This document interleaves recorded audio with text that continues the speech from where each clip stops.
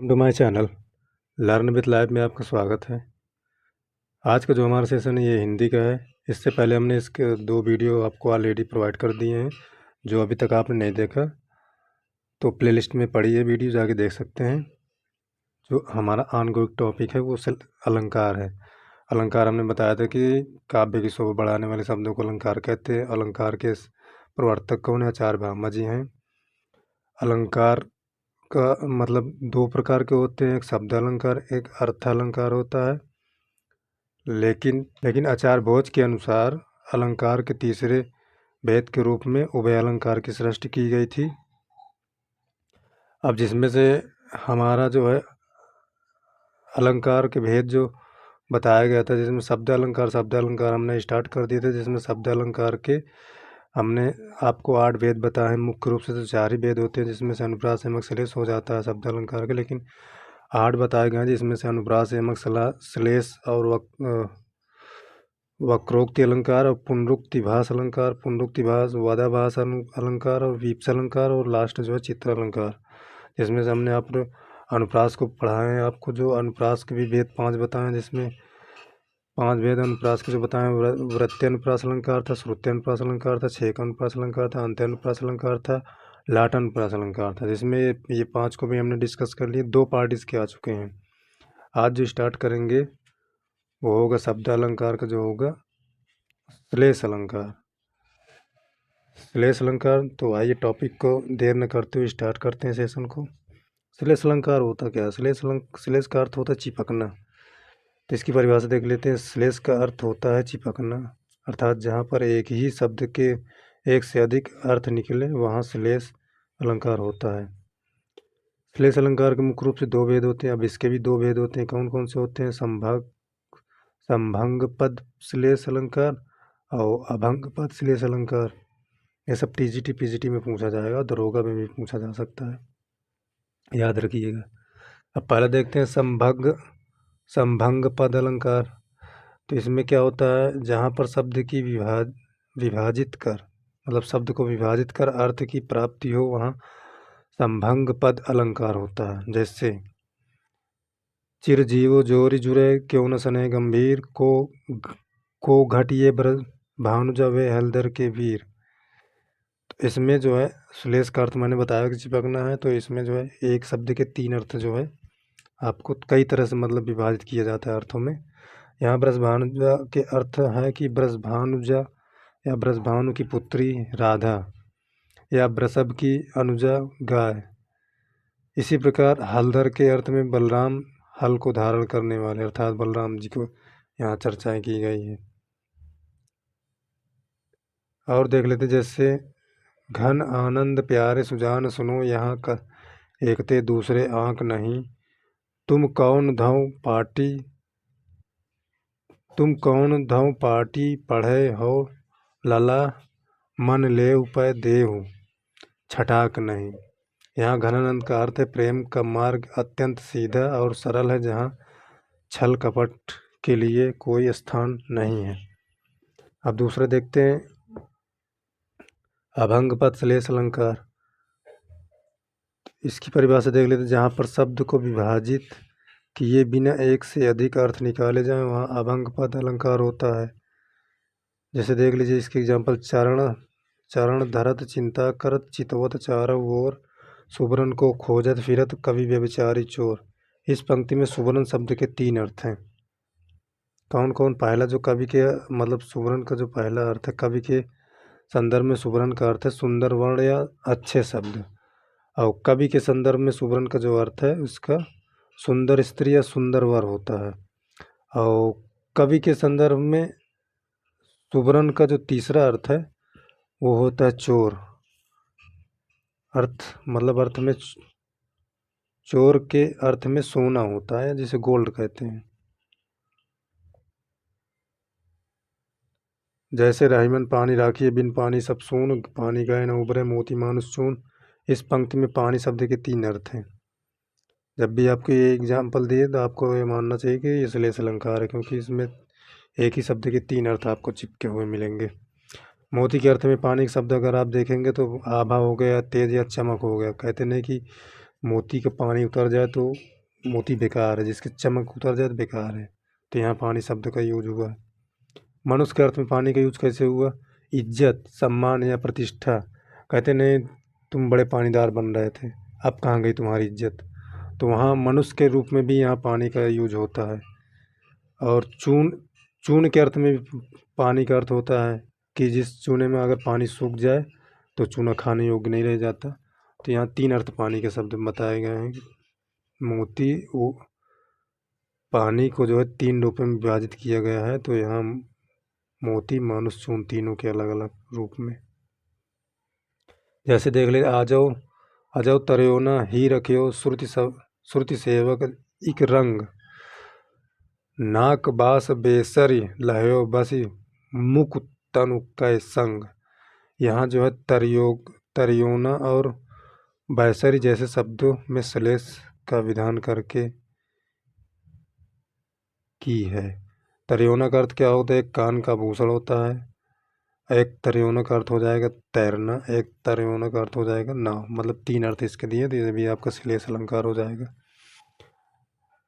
माया महा ठगनी हम जानी, त्रिगुण फांस लिए कर डाले बोले मधुर वाणी। यहाँ त्रिगुण नाम की गांठ जो है 3 गुण है। यहाँ सतोगुण, रजोगुण और तमोगुण। जब भी आपको गुण पूछा जाए कितने होते हैं तो 3 गुण होते हैं, सतोगुण, रजोगुण, तमोगुण। जैसे रावण सिर सरोज बनचारी, चल रघुवीर सिली मुखधारी। यहाँ सिली शब्द का जो पहला अर्थ हो जाएगा बाण, और दूसरा जब हो जाएगा इसका अर्थ भांवरा हो जाएगा। सिली मतलब भांवरा भी होता है, सिली मतलब बाण भी होता है। तो ये भी श्लेष अलंकार ही है। मेरी भव आधार और आधा नागरी सोए, जा तन की झाई पर श्याम हरित दुति होए। ये भी आपका श्लेष अलंकार का ही एग्जाम्पल है। अब आते हैं अगला अलंकार, वक्रोक्ति अलंकार। वक्रोक्ति का शाब्दिक अर्थ होता है टेढ़ी युक्ति, जहाँ वक्ता द्वारा कहे गए कथन में प्रत्यक्ष अर्थ के अतिरिक्त कोई अन्य अर्थ की कल्पना कर ली जाए, वहाँ वक्रोक्ति अलंकार होता है। वक्रोक्ति अलंकार भी 2 प्रकार के होते हैं। कौन कौन से? काक वक्रोक्ति अलंकार, श्लेष वक्रोक्ति अलंकार। पहला देख लेते हैं काक वक्रोक्ति अलंकार। काक वक्रोक्ति अलंकार क्या होता है? जहाँ काष्ठ स्वर बदलने से वाक्य या पद में अन्य अर्थ निकलता है, वहाँ काक वक्रोक्ति अलंकार होता है। इसकी डिफिनेशन हो गई। एग्जाम्पल देख लेते हैं। जैसे मैं सुकुमारी नाथ बन जोगू, तुम्हें उचित तप मोकऊ भोगू। दूसरा देख लेते हैं इसका है, प्यारी कहे आज तुम वामा हो कतरात, हम तो हैं वामा सदा जिसमें अचरज की क्या बात। और इसके एग्जाम्पल देख लेते हैं।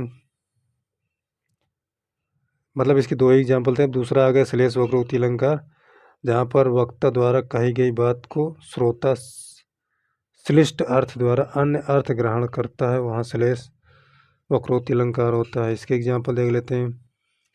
खोलो जूं की बार तुमको हो इति बार, हरि नाम है हमरो बसो कानन पहाड़ में। भिक्षक गो कित को गिरजे, सो तो मांगन को बलिद्वार गए री। यहाँ भी वक्रोक्ति अलंकार ही है। को तुम हो दूत आए कहाँ, घनश्याम हो तो क्यों और बरसो। ये भी आपका श्लेष वक्रोक्ति अलंकार है। एक कबूतर देख हाथ में पूछा अपर कहाँ है, उसने कहा अपर कैसा उड़ गया सफर है। तो ये भी वही अलंकार है। अगला देखते हैं पुनरुक्ति भास अलंकार, जिसका संधि विच्छेद होगा पुनः प्लस उक्ति, जहाँ भाव को रुचिकार और अधिक प्रभाव पूर्ण बनाने के लिए शब्दों की बार बार की गई आवृत्ति या पुनरुक्ति होती है, वहाँ पुनरुक्ति भास अलंकार होता है।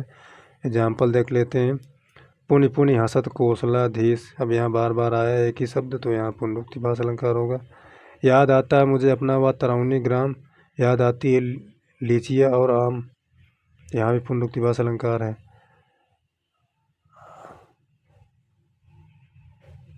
मधुर यहाँ जो है मधुर मधुर है, दोनों में मधुर मधुर। मधुर मधुर मेरे दीपक जल, महादेवी वर्मा की पंक्ति है ये। मधुमास में दीपक जुबिन बसो मनमोहन आए आए आए।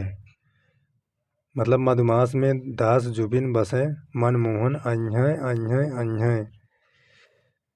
तो ये भी आपका पुनरुक्तिभास अलंकार हो गया। अब अगला देखते हैं पुनरुक्तिवधाभास अलंकार। पुनरुक्तिवधाभास अलंकार का जहाँ पर समानार्थी या पर्यायवाची शब्दों के प्रयोग से पुनः उक्ति का आभास हो वहाँ पुनरुक्तिभास अलंकार होता है। एग्जाम्पल देख लेते हैं, आली और गुंजन लगे हीन लगे दलपात। दूसरा एग्जाम्पल देख लेते, पुनि पुनि राम निकट सो आई। तीसरा एग्जाम्पल देख लेते, सुमन फूल खिर उठे लाखों मानस के मन में, होते विकम्पित भी नहीं क्या अचल भू धर भी यहाँ। इन सब की आपको पंक्ति ही याद रखनी है कि ये कौन सा है, तो पुनरुक्तिवधाभास अलंकार हो जाएगा। अगला देखते हैं वीप्सा अलंकार। जहाँ पर सौंदर्य वर्धन के लिए शब्दों की आवृत्ति न होकर मनोभाव को प्रकट करने के लिए शब्द की आवृत्ति हो तो वहाँ वीप्सा अलंकार होता है। टिप्पणी देख लेते हैं। यहाँ मनोभाव से तात्पर्य शोक, आश्चर्य, आदर, घृणा, उत्साह, आतुरता आदि भाव को प्रकट करने वाले शब्द वीप्सा अलंकार कहलाते हैं। नोट देख लेते हैं कि हिंदी में वीप्सा अलंकार के प्रवर्तक आचार्य भिखारी दास माने जाते हैं, ये याद रखिएगा। एग्जाम्पल देख लेते हैं, अमर्त वीर पुत्र हो दृढ़ प्रतिज्ञ सोच लो, प्रशस्त पुण्य पंथ है बढ़े चलो बढ़े चलो। ये आपका वीप्सा अलंकार है। इसका अगला एग्जाम्पल, राम कहत चलू राम कहत चलू राम कहत चलू भाई रे। ये भी वीप्सा अलंकार का ही पर एग्जाम्पल है, याद रखिएगा। तीसरा देख लेते हैं, शिव शिव कहते हो यह क्या ऐसा फिर मत कहना। शिव शिव कहते हो यह क्या ऐसा फिर मत कहना, राम राम रटि नाम भूल कर मित्र कभी मत कहना। मतलब राम राम नाम लेते हुए भी भूल जाते हो, कभी मित्र मत कहना। अगला देखते हैं, लास्ट है जो हमारा शब्द अलंकार है, ये उसका लास्ट है। इसके बाद जो है अर्थ अलंकार होगा। तो ये चित्र अलंकार। चित्र अलंकार जो है जब किसी पद या कथन से चित्र जैसा निर्माण हो तो वहाँ चित्र अलंकार होता। सिंपल है कि आप चित्र अलंकार को कैसे याद रखेंगे, चित्र जैसे निर्माण हो आपके दिमाग में उसको पढ़ते समय तो चित्र अलंकार होगा। टिप्पणी देखिए, यह अलंकार प्राय संस्कृत में पाया जाता है। मतलब ये मुख्यतः जो है संस्कृत में पाया जाता है। जो संस्कृत पढ़ते हैं वो जानते होंगे, और इसके एग्जाम्पल भी संस्कृत वाले ही ज़्यादा तक समझ पाएंगे। अभी देखिए किसी एग्जाम्पल, हिंदी में आरती या स्तुति के लिए प्रयुक्त किया जाता है। प्रस्तुत करते समय यदि मनुष्य पटल में शंख चक्र गदा धनुष त्रिशूल और वीणा का चित्र निर्मित हो जाए तो वहाँ जो है चित्र अलंकार होता है। अच्छा, जैसे इसकी एग्जाम्पल देख लीजिए, ध्रुव जो गुरुता तिनको गुरुभूषण दानी बड़ो गिरजा पियु पियु है। ध्रुव जो हरता रिनको तरुभूषण दानी बड़ो सिरजा छिव है। ध्रुव जो भरता दिन को जर जरभूषण दानी बड़ो सरसा शिव है। तू जो करता इको अरुभूषण दानी बड़ो बरजा न्यू है। यह कामधेनु बंद है, इसे कहीं से भी पढ़िए या पूरा सवैया ही बनता है। मतलब आप इसको यहाँ से भी पढ़ सकते हैं, तू जो करता इनको अरुभूषण दानी बड़ो वर्जा न्यू है। फिर भो जो भरता दिन को जरभूषण दानी बड़ो सरसा शिव है। मतलब आप इसको कहीं से भी पढ़ें, ये आपको सवैया ही बनेगा। तो ये चित्र अलंकार के जो है एग्जाम्पल था। इसको आप ऐसे भी पढ़ सकते हैं। ये भी देखिए आपको मिलता जुलता ही शब्द है। ध्रुव जो, छू जो, भू जो, तू जो, गुरता हरता भरता करता तिनको रिनको दिनको गुरभूषण तरभूषण जरभूषण अरभूषण दानी बड़ो दानी बड़ो दानी बड़ो दानी बड़ो गिरजा सिरजा अरसा बरजा सरसा बरजा प्यू है छिव है शिव है न्यू है। मतलब ये कहीं से भी इनको भी देखिए सब मैच ही करते हैं। मतलब आपके चित्र में एकदम, मतलब आपके माइंड में चित्र क्रिएट कर रहा है कि सब सेम ही हैं। तो ये चित्र अलंकार हो गया। तो ये था लास्ट अलंकार। अब इसके बाद जो हमारी वीडियो आएगी अर्थालंकार, अर्थालंकार के जो जितने भी भेद हैं उनको आपको अगले वीडियो में समझाया जाएगा। तो आई होप ये वीडियो आपको पसंद आई। अगर वीडियो पसंद आए तो लाइक कर दीजिएगा और चैनल को सब्सक्राइब कर लीजिएगा और वीडियो को शेयर कर दिया करिए। मिलते हैं नेक्स्ट वीडियो में। धन्यवाद।